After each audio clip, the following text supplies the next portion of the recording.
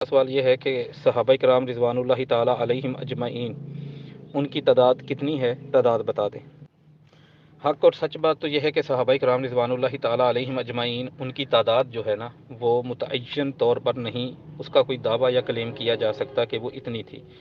اس کی وجہ یہ ہے کہ لوگ آتے تھے، رسول اللہ صلی اللہ علیہ وآلہ وسلم کی زیارت کرتے، اسلام قبول کرتے، مختلف علاقوں میں بکھر جاتے، حتیٰ کہ یہاں تک آپ صحیح بخاری کی حدیث 4418 پڑھیں، صحیح مسلم کی 2769 پڑھیں، کعب بن مالک کی حدیث رضی اللہ تعالیٰ عنہ کی غزوہ تبوک سے پیچھے رہ جانے کی۔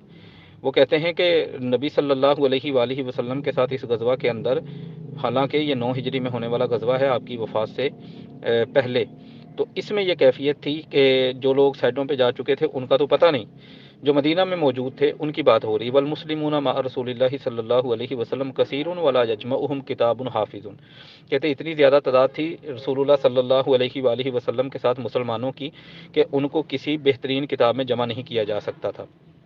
اس کے باوجود کچھ علماء نے، محدثین نے تحقیق کر کے کاوش کی ہے کہ ان کی تاریخ تعداد کو لے کے لکھا جائے۔ جو مستند حوالہ جات ہیں نا ان کے مطابق امام ابو زرع رازی رحمہ اللہ تعالی امام مسلم کے استاد ہیں، ابو الحسین مسلم بن حجاج القشیری رحمہ اللہ تعالی کے، وہ کہتے ہیں کہ صحابہ کی تعداد 1,14,000 تھی، 114 الفا، یعنی 1,14,000 تھی۔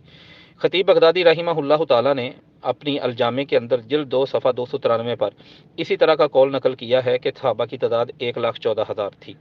ابو ذرہ رضی اللہ تعالی عنہ نے ایک جگہ پر یہ بھی کہا کہ ان کی تعداد 1,24,000 تھی۔ امام جلال الدین سیوطی رحمہ اللہ تعالی وہ بھی تعداد 1,24,000 انہوں نے لکھی ہے الخصائص الکبریٰ میں۔ تو بات یہی سمجھ آتی ہے کہ تعداد نبی صلی اللہ علیہ وآلہ وسلم کے صحابہ کی 1,00,000 سے اوپر تھی۔ بہرحال جتنے بھی صحابہ ہیں ان سے محبت کرنا، ان کے ایمان کو اپنے لیے رہنمائے اور پیمانہ ہدایت سمجھنا یہ ہم سب کا فرض ہے۔ تعداد نہ بھی پتہ چلے تو اس میں ہمارے اوپر کسی قسم کی کوئی سزا لاگو نہیں ہوتی، واللہ تعالی عالم بالصواب۔ دوسرا، آپ نے کہا کہ کیا صحابہ تمام کے تمام سید تھے؟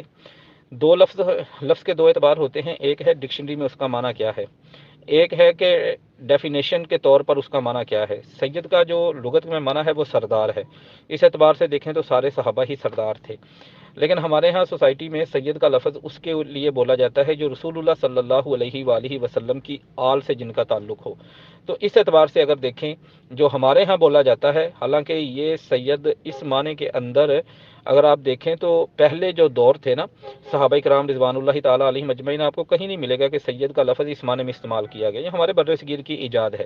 بہرحال اس معنی میں، جس معنی میں ہمارے ہاں سوسائٹی معاشرے بر صغیر میں لفظ سید بولا جاتا ہے، اس معنی کے مطابق تمام صحابہ کو ہم سید نہیں کہیں گے، بلکہ صرف وہ جو آل رسول سے تعلق رکھتے ہیں، واللہ تعالی عالم بالصواب۔